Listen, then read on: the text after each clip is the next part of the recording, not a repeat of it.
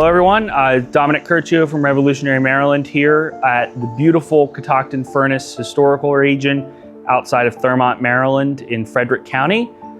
We just want to thank and acknowledge our friends and partners at Cuttingham Falls State Park and the Catoctin Furnace Historical Society for allowing us to be here today and to come out and film and tell this story. The Catoctin Furnace was in operation from 1776 all the way until 1903.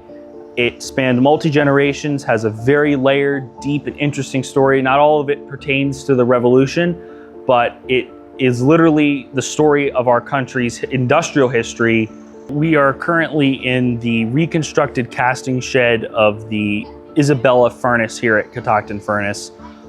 This physical furnace dates from 1857 and was, by that time, the third furnace in this area because iron furnaces of this design only have about a 25 to 30 year life before they need to be repointed and reconstructed. This example of a furnace here is a hot blast furnace, though during the Revolution, the furnace that the Johnson's brothers originally began constructing in 1774 was a cold blast furnace. This furnace here had both a water wheel and a steam engine. The furnace that the Johnson's brothers would have built only had a water wheel. So you're really dependent on making sure you have enough water in the creek to power the water wheel. So if the creek froze in the wintertime, for example, the furnace couldn't go into production. You also need a fuel source. This furnace here and the colonial furnace would have been powered by charcoal. The primary fuel in this area would have been the American chestnut tree, which would have been growing abundantly. Unfortunately, the American chestnut is all but extinct now. A blight came through that attacks the tree, so it no longer grows. Sad, but it was really the staple of colonial fuel. The other thing that you need is your flux, which is sandstone, and of course you need raw iron ore. All three of those grow and are in the ground abundantly around the Catoctin region because you just can't put a furnace anywhere. It doesn't make economical sense to put a furnace close to a city because of the byproducts that are produced by the iron making process. There would have been a constant miasma of smoke and a very heavy metallic smell in the air at all times. It really just wasn't a pleasant place to live. In fact, some of the bones of the enslaved workers that were found here at the site show signs of rickets and other diseases related to a lack of daylight. The actual furnace heats the iron up to the 3,000 degrees Fahrenheit. You start a fire, build up the fire, begin adding your flux and your iron ore in layers, and then at the bottom of the furnace, the pressure of the tons of iron ore and sandstone being put in forces a bubble of liquid iron to bloom at the bottom of the furnace. When this process was completed, they would remove the sandstone plug and metal plug, and this was called tapping, because literally they would have to tap on bars and iron ore would flow out here onto the floor.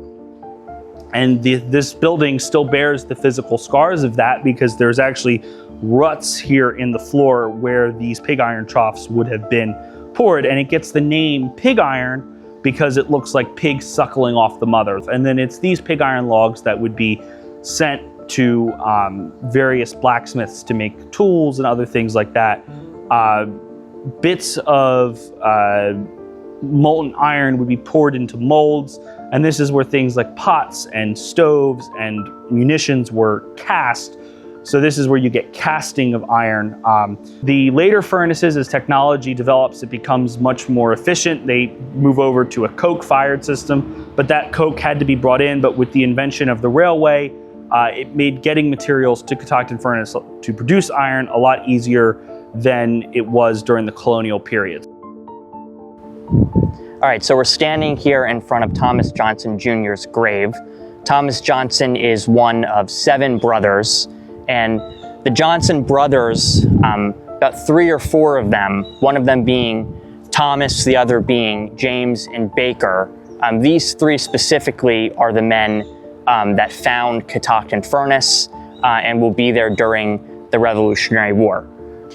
Baker and James are the brothers that actually run Catoctin Furnace on a day-to-day basis because during the Revolutionary War, Thomas Johnson becomes a brigadier general of Maryland militia. So He is responsible for the militia out in western parts of Maryland here in Frederick, and he is responsible for recruiting militia to send either to be incorporated into the Continental Army or to be attached as militia to the Continental Army as well. So he has an important military role during the war, but he also helps to found the Catoctin Furnace that, again, his brothers run day to day. Thomas Johnson Jr., he is a delegate from Maryland to the Continental Congress. He is one of the main figures that helps to write Maryland's first state constitution. And after the war in the 1790s, he is made a justice of the Supreme Court by George Washington. So very important and influential early American figure who's buried here in Frederick, Maryland. Johnson died in 1819 and was originally interred at the All Saints Episcopal Cemetery in Frederick. The cemetery was sold in 1913, and all of the bodies were reinterred here at Mount Olivet Cemetery, where he is currently resting today alongside his brother James and James's wife in Frederick. Hey guys, Drew from Revolutionary Maryland. We're standing at the top of a hill right now overlooking Catoctin Furnace, and this site is called the Iron Master's Mansion. Behind me you see the ruins of it. It was constructed in the 1780s and it was lived in up until the 1930s. And it was here to reinforce the power dynamics between the Iron Master and the enslaved population in Catoctin Furnace, which at the time in the 1780s, a lot of these enslaved persons were people that would have been forging the iron and the products that were here that were sent to the Maryland state government and also the Continental Army. It's typically called the dynamics of the master-slave relationship. It is purposeful to have the Iron Master on top of the hill with the enslaved population living on the bottom of the hill. It reinforces those simple dynamics of who is in charge and who is ruling over the enslaved population here. Now, you can probably hear Highway 15 going by me, but around where we are right now, it's very quiet, it's very peaceful, but during the Revolutionary War, it would have been the exact opposite. This would have been a site of immense backbreaking labor. It would have been loud, it would have been industrial here.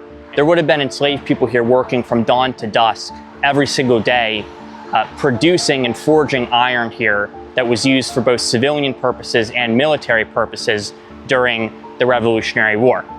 All in all, there was around 271 enslaved people here that worked here during Catoctin Furnace's existence. A handful of these would have been skilled laborers from West Africa that already had knowledge of iron and skills to make iron, which is why they were sought after to work here against their will to create iron during the Revolutionary War period. Right here, we have a memorial to the enslaved workers here. We want to think of this spot as an industrial site. We often don't think of slavery and industry as going hand in hand, but at sites like this, it did. With the Continental Congress being essentially broke and having very little resources of their own to get to their soldiers, the Continental Congress, the Continental Army, and the state governments really valued private businesses and businessmen and sites such as Catoctin Furnace because someone needed to produce the munitions. Someone needed to forge the iron that was used in these armies to fight in the Revolutionary War. And Catoctin Furnace became that for the Maryland state government and eventually the Continental Army. It was here where hundreds upon hundreds of munitions and artillery were made and sent to the Patriot forces for use. And it was largely forged by enslaved people here at Catoctin Furnace. So about 100 feet behind me, there is an enslaved cemetery which was recently deeded back to the state of Maryland. And in this cemetery are the remains of the enslaved people that once worked here at Catoctin Furnace from the Revolutionary War era all the way up into the 19th century. Now, some of these enslaved people were exhumed because of Highway 15, which is just off to my left. And when these enslaved folks were exhumed, it allowed researchers to learn a lot more about the enslaved that were here, their ages, where they came from, their lineage, and the type of backbreaking labor that they were doing here at Catoctin Furnace, at this industrial site. The exhumed remains from this enslaved cemetery were sent to the Smithsonian, where they stay today. We are in the Museum of the Ironworker, operated by the Catoctin Furnace Historical Society. In it contains the stories of the laborers here at Catoctin Furnace and many objects relating to the history of the furnace. One of such objects are these cannonballs. The large one was found in the back of the store and purchased in 1974. And then the other ones were actually found archaeologically. They were dug up in the backyard of one of the properties adjacent to the museum here. So these are examples of grape shot and solid 9-shot pound cannonballs that would have been produced here in the Revolutionary period. And then next to me here is what would have been produced most of the time Catoctin Furnace was operational, which is the pig iron logs that I spoke about earlier. These are really good examples of what would have been produced here during the Revolutionary War. We don't know exactly if these pieces of artillery were produced during the Revolutionary War or the War of 1812, but they're great examples of what would have been produced here during the Revolutionary War. So once the Johnsons begin their operation here at Catoctin Furnace, and once the Revolutionary War begins, it becomes very clear that the state of Maryland is looking for businessmen who can make artillery to enter contract with those businessmen so that these armies could get artillery and iron supplies, but also pots, pans, kettles, all things that these armies need for the war, for these army camps. By the time we get to 1780, the Continental Army will get involved here, and they will enter into contract with Catoctin Furnace for the production of about 958 bombshells. At least half of them are eventually going to be used at the siege of Yorktown. The other half of the bombshells are deemed unfit. Perhaps two of the most fascinating and powerful objects here in the Museum of the Ironworker are these forensic facial reconstructions of two individuals who were enslaved here and interred at the cemetery. What is powerful about them is that these were built from their actual skeletal remains. So this is how they would have looked if somebody from the 1820s came in here into this building. They most likely would have been able to identify and recognize this young boy who had a compressed spine at a young age of 17, and this woman who had a child who passed away not long after she did, both of them living horrific lives. Their skeletal remains showed amounts of trauma from physical labor that they would have had to endure here. So these are very powerful, very moving, and literally, quite frankly, is the face of American industrial slavery staring at you. The Catoctin Furnace Historical Society has done quite a bit of work with the genetic communities of these individuals and the descendant communities through genetic testing. So we highly recommend coming here, speaking with them about that. They're well versed in it, and it's worth your time.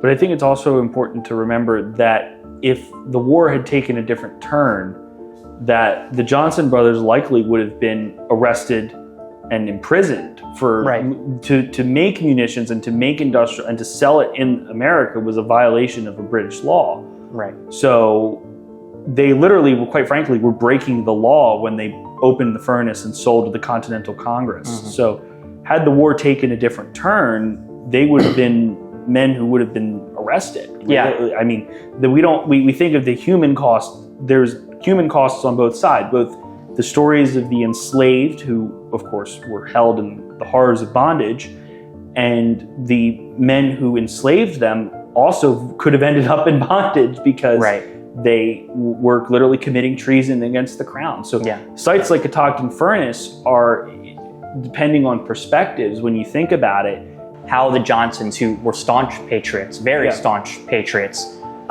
could support such a cause, but at the same time, as they're supporting the cause, use the labor of enslaved people. Yeah, that goes directly against the ideals that they were fighting for. Of liberty, totally against the ideas that they were fighting for. So sites like this allow us to not only learn about industrial production during wartime and how important that is to the Revolutionary War. We typically like to focus on the battles and less about well, how did they get the actual material to fight in those battles? There's a ton of behind the scenes work going on at sites like these to literally fuel the revolution, or, you know, not to sound too cliche, but to forge the revolution. Literally. And that's literally what's happening here. And you have the story of slavery on top of that, which comes with all of its ironies that we're still trying to grapple with today, and you know, figure out that complex role in the revolutionary story, because there were literally enslaved people here, like you talked about earlier, that were worked to death for the American cause, of liberty and self-governance. They were worked to death here to achieve that. So this site like this has all of these stories that are all crucial to fully understanding not just the revolution, but understand the role that Maryland plays in the Revolutionary War itself.